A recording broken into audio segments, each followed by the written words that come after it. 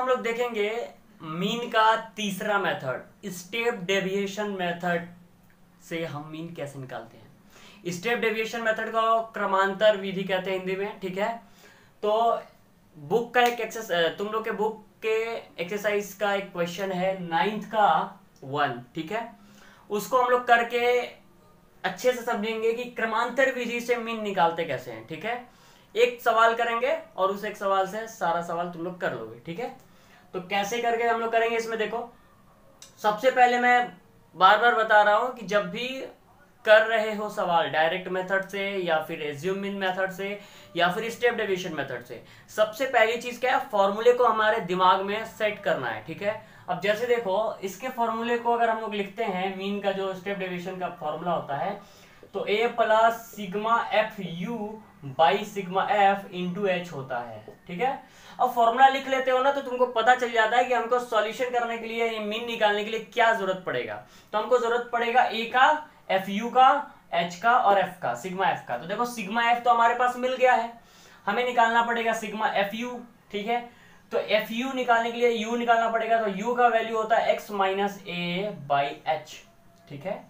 अभी हम लोग इसके पहले जो मेथड किए हैं एज्यूम्ड मीन मेथड, उसमें यहाँ पे d होता था और d का वैल्यू बस ये होता था, ये नहीं होता था। तो इसमें नई बात क्या है कि x minus A by H करेंगे, ठीक है, तो हमारा u आएगा। तो अब देखो, सबसे पहले तो x निकालना पड़ेगा हमको। तो x निकालने, अब सबको समझ में आ गया होगा, दोनों को जोड़ के डिवाइड करना है 2 से, यानी यहाँ आएगा 15, ठीक है। फिर उसके बाद इन दोनों का डिफरेंस 30 है, तो 30 जोड़ते जाएंगे, यानी 15 में 30 जोड़ोगे तो कितना हो जाएगा 45, 30 जोड़ो 75, 30 जोड़ो 105, 30 जोड़ो 135, आया ना। अब जो है इन x की वैल्यूज में कोई a मान लेते हैं, अभी हम पीछे वाले एज्यूम मीन मेथड में बताए थे, ठीक है। तो हम बोले थे बीच वाला मान के चलना ज्यादा इजी होगा, तो इसलिए मैं बीच वाला मानूंगा। 75 को मैं a मान लेता हूं, ठीक है। इसे थोड़ा सा मैं बड़ा कर देता हूं, उस लाइन को यहां कर लेता हूं, ठीक है। तो ये जो है 75 को मैंने a मान लिया, ठीक है।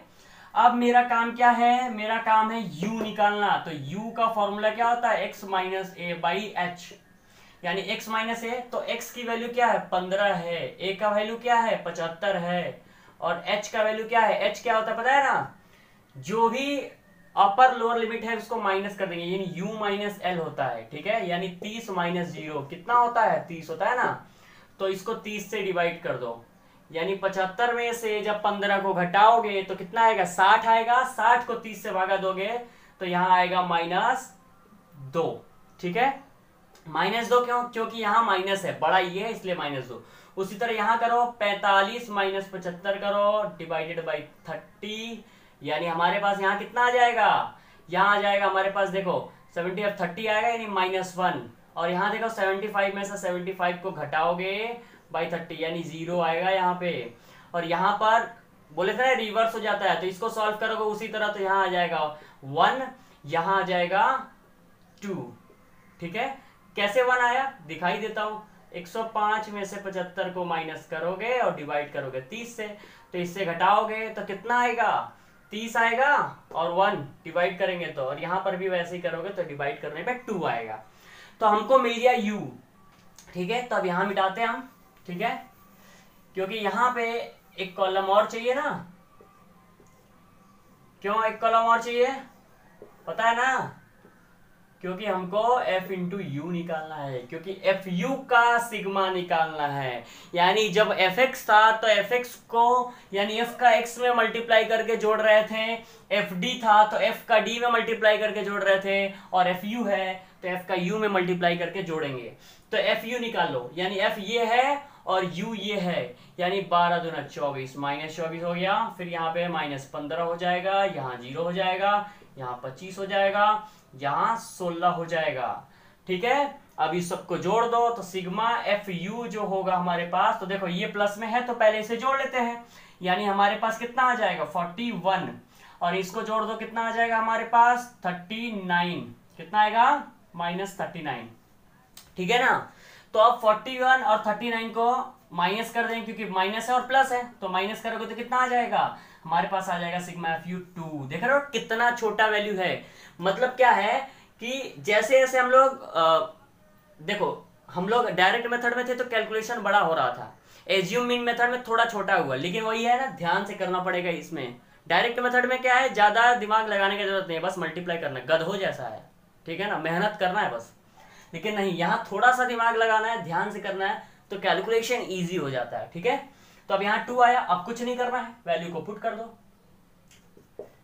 फॉर्मूला क्या है हमारा, फॉर्मूला ये है ना, A plus sigma f u by sigma f into h. तो ए का वैल्यू क्या लिए थे हम, 75 लिए थे, बिल्कुल 75 लिए थे, प्लस सिग्मा एफ यू का वैल्यू क्या है, 2 है, सिग्मा एफ क्या है, 80 है, इंटू एच क्या है, एच हमारे पास घटा के 0 और 30 को घटा के कितना आया था, 30 आया था, यानी 0 0 कैंसिल, 75 प्लस 2 3 जा 6 बाई 8, यहाँ हो जाएगा 75 प्लस 0 पॉइंट, ठीक है ना, क्योंकि 6 बाई 8 है। अच्छा इसको पहले छोटा कर लो, 2 3 जा 2 4 जा, है ना, तो 3 बाई 4। अब ये 3 को 4 से डिवाइड कर दो, कितना आएगा 0.47 जा, ठीक है, फिर 5 जा, यानी 75 और 0.75 को जोड़ोगे तो 75.75 आएगा, ठीक है ना, 75 प्लस 0.75 75.75, ये हो गया हमारा मीन।